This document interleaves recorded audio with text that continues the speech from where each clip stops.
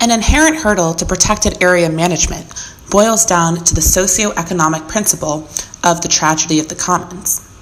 Natural resources are not only easy to exploit, but exploitation is necessary for short-term fulfillment of individual survival needs.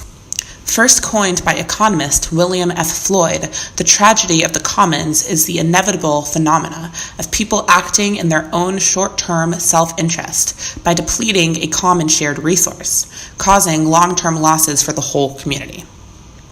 When it comes to the small-scale, multi-species, multi-method, and very heterogeneous fishing community on the island of St. Croix in the U.S. Virgin Islands, the implications of this phenomena are palpable. The need for interdisciplinary, participatory, and contextual approaches to protected area management is blatantly apparent in the socio-ecological context of island fishing communities around the globe. In recent years, a push for a more multidisciplinary approach to help sustain the livelihoods of fishermen as well as the aquatic species they depend on has occurred, but a mismatch of governance and management fails to account for the unique context of this community. Fishers continue to be isolated and marginalized, preventing a truly participatory approach. Historically, most management efforts took a unilateral approach solely based on science, while disregarding social and cultural implications, thus further alienating locals. This error, whether intentional or not, often trivializes the already marginalized local fishermen's livelihood, history, as well as culture, and further deteriorates their willingness to collaborate with academics, scientists, or politicians who may be perceived as deceitful. At least this was and is the case with the U.S. Virgin Island of St. Croix. Rife with class conflicts where white continentals live in wealthier areas and patronize with white establishments, the air is thick with tension and mistrust. Whereas non-fishers in the community may contribute the lack of organization between the Crucian fishermen to ethnic differences between them, fishers identified the most salient ethnic distinction is between them and the predominantly white continentals who hold powerful management positions impacting their livelihoods. Whereas recently, anthropologists, social scientists, and ecologists have collaborated to ameliorate some threats to the fishing community as well as the declining fish stocks on the island, a key shortcoming is that the mismatch of governance fails to account for the contextual aspects of the Crucian fishery. Since St. Croix is technically a U.S. territory, the federal government has the ultimate decision-making power. However, unlike other industrialized large-scale fishing operations in the United States, which are governed by the federal government, this approach fails to account for the local and regional needs of St. Croix. Regional governing parties such as the Department of Planning and Natural Resources, the Division of Fish and Wildlife, and the St. Croix Fisheries Advisory Committee are grossly underfunded. Any legislation on the federal level, such as annual catch limits, fail to account for the context of this unique fishing community and also fail to be implemented.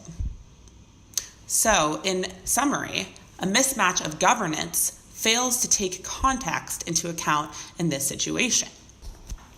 On a national economic scale, fishing represents a microscopic contribution of the gross national product in the United States territories, but its social and cultural importance to the community must not be marginalized.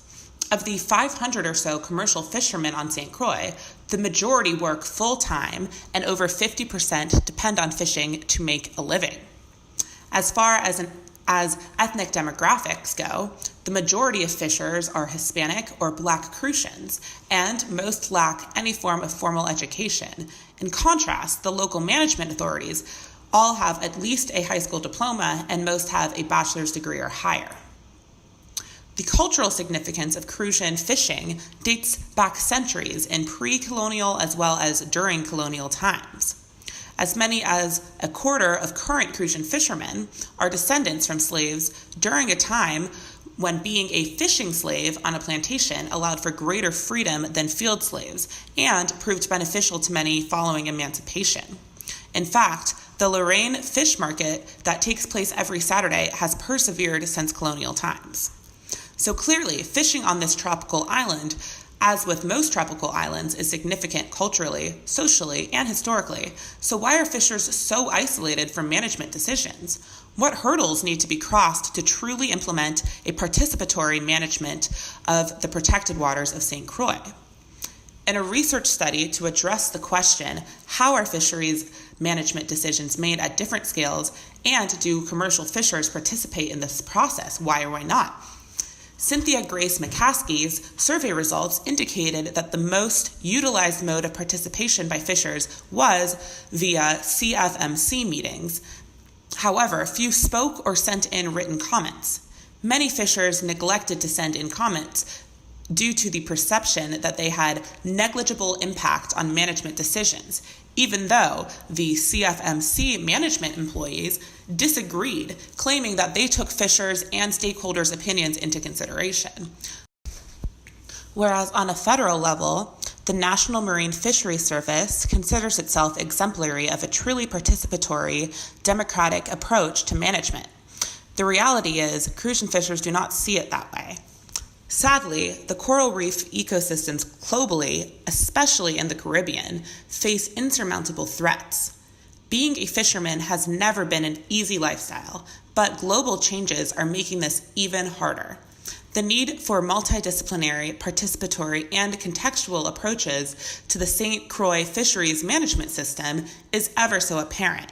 With key target species, groupers and snappers, severely reduced, top-down effects of overfishing further intensify the many confounding stressors placed on the ecosystem.